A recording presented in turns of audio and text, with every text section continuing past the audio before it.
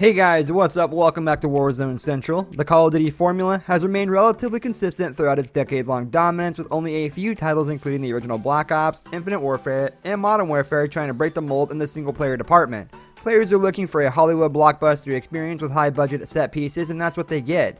When it comes to Call of Duty Black Ops Cold War, the new game features a few missions that step outside of the box. In those moments when Black Ops Cold War stops being Call of Duty, campaign developer Raven Software offers players a glimpse at what the franchise could become and truly shines. Desperate Measures, Call of Duty meets Hitman. As players progress through Call of Duty Black Ops Cold War's campaign, new missions are added to the evidence board in the game's new safe house location, allowing for early missions to be played in any order and some missed entirely. One of the missions is called Desperate Measures and sees the player entering the KGB headquarters in order to gain access to a bunker key so that Adler and Bell can sneak inside and download a list of known sleeper agents.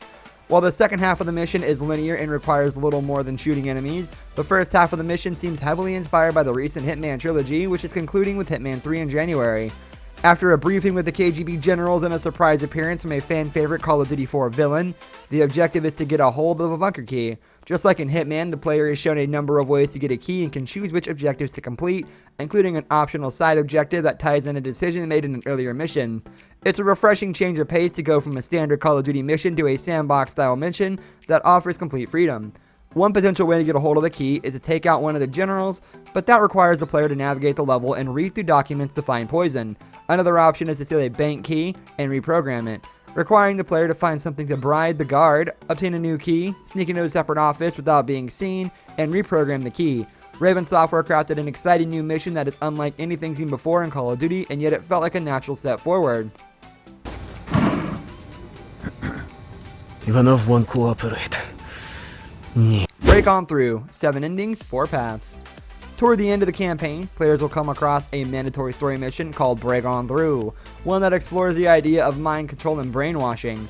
While venturing into an exciting and outright weird direction for Call of Duty, the beginnings of the mission is straightforward. Bell was injured, and both Adler and Park are reading a mission report to try and jog Bell's memory to find out more about Perseus. In terms of gameplay, this translates to the player making their way through a standard mission with Adler narrating and giving directions. Only the player doesn't have to follow Adler's directions, and decisions made can lead down to 4 different paths, with 7 possible endings. Because the player is brainwashed, Adler is reading through a program script, and each time one script fails after the player goes in another direction, a new script is started, creating cracks in the world that slowly break the illusion.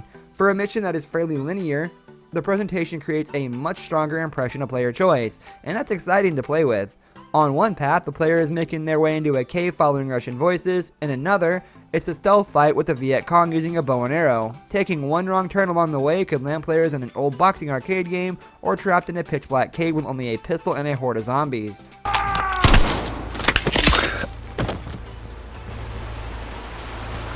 The Final Countdown, one of multiple endings. Although less experimental than Break On Through and Desperate Measures, Raven Software does offer certain choices throughout the campaign that can result in certain endings. For the final mission, players are given the choice to help Adler and reveal the location of Perseus, or to betray them and lie.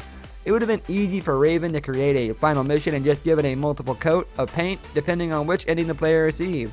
Instead, there are 2 final missions in completely different locations, each with its own character, story, dialogue, cutscenes, and end. Final Countdown is the good ending and sees the player head to Solovetsky, Russia, to stop Perseus before Project Greenlight can be activated. On the other hand, the bad ending sends players to Duga, Russia, in a mission called Ashes to Ashes, and as Bell joins forces with Perseus to take down the CIA, including Adler, Park, Call of Duty Black Ops protagonist Mason, and Frank Woods. Neither of these missions are standout for Call of Duty Black Ops Cold War and end abruptly with cutscenes explaining the fallout of the campaign. However, it's another great example of what the Call of Duty franchise could do with the single-player portion of the game when the developer is given more creative freedom.